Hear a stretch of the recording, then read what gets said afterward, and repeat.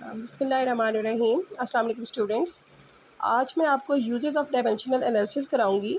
Dimensional analysis तो मैं आपको लास्ट वीडियोस में बता चुकी हूँ, उनको सॉल्व करके डायमेंशन निकालना भी आपको मैं सब क्लियरली बता चुकी हूँ। आज हम इसके यूजेस करेंगे। तो इसके जो दो मोस्ट इम्पॉर्टेंट यूजेस हैं उसमें नंबर 1 है checking the homogeneity of any physical equation and the second one is deriving a possible formula. अब इसमें फ़र्स्ट यूज़ जो है वो आज हम इस वीडियो में फ़र्स्ट यूज़ कवर करेंगे, सेकंड में इसका यूज़ नेक्स्ट वीडियो में इंशाल्लाह कवर करूँगी। तो इसका फ़र्स्ट यूज़ क्या है पहले थोड़ा आपको समझाती हूँ, फिर बोर्ड पे इसको मैं आपको मतलब सारा सॉल्व करके भी दिखाती हूँ।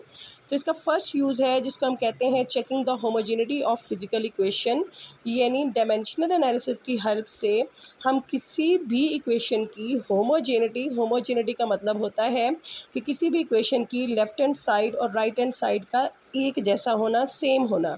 अगर किसी इक्वेशन की लेफ़्ट हैंड साइड और राइट हैंड साइड एक जैसी है, यानी आंसर सेम आ रहे हैं लेफ़्ट हैंड साइड के और राइट हैंड साइड के, तो इसका मतलब कि वो इक्वेशन एक होमोजीनियस इक्वेशन है। तो अगर हमें कोई इक्वेशन दी जाए और कहा जाए कि आप इसके होमोजेनिटी चेक करें और हमें कोई नंबर, क्वांटिटीज़ कुछ भी ना दिया जाए, तो फिर भी हम डायमेंशनल एनालिसिस के थ्रू उस इक्वेशन की होमोजेनिटी चेक कर सकते हैं। और वो कैसे चेक कर सकते हैं?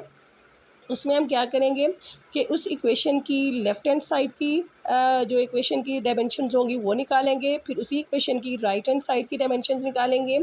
अगर वो दोनों डायमेंशंस इक्वल और सेम है तो इसका मतलब है कि वो हमारी इक्वेशन होमोजीनियस है। तो अब हम एक ये जो एग्जांपल है 1.4 जिसको मैंने फोकस किया हुआ है, वेरी वेरी इंपॉर्टेंट एग्जांपल, और इसको मैं अब आपको बोर्ड पे प्रॉपर्ली सॉल्व करके समझाती हूँ कि इस इक्वेशन की हम होमोजेनिटी विद डायमेंशनल एनालिसिस कैसे चेक कर सकते हैं। तो चलिए बोर्ड पे मैं आपको ये सारा समझाती हूँ। तो अब हम स्टार्ट करते हैं इस इक्वेशन को, इसकी होमोजेनिटी चेक करते हैं विद डायमेंशनल एनालिसिस। तो देखें हमें देखें कौन सी इक्वेशन दी गई है। इक्वेशन दी गई है v is equals to F cross L over M under the root.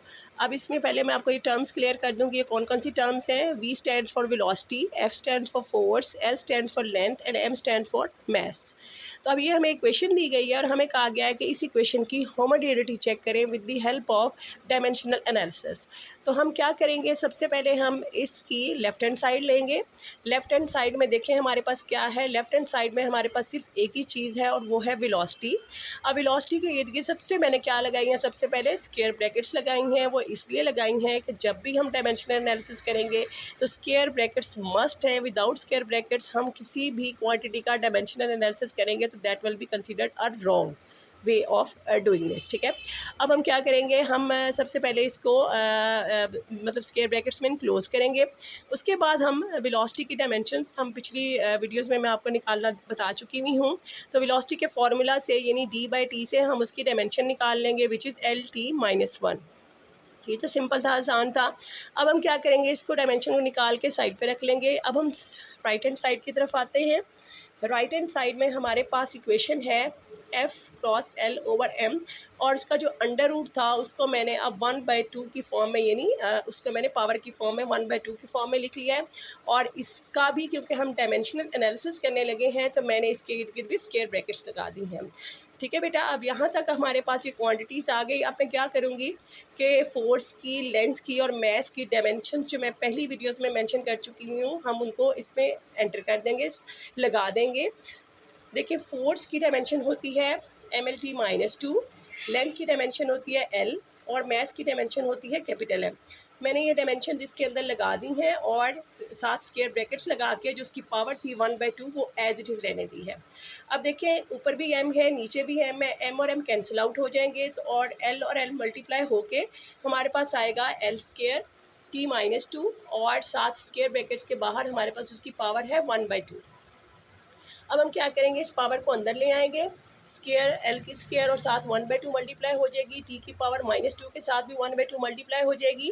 2 और 2 कैंसिल आउट हो जाएंगे तो एल के ऊपर तो कुछ नहीं बचेगा, टी के ऊपर -1 बचेगा।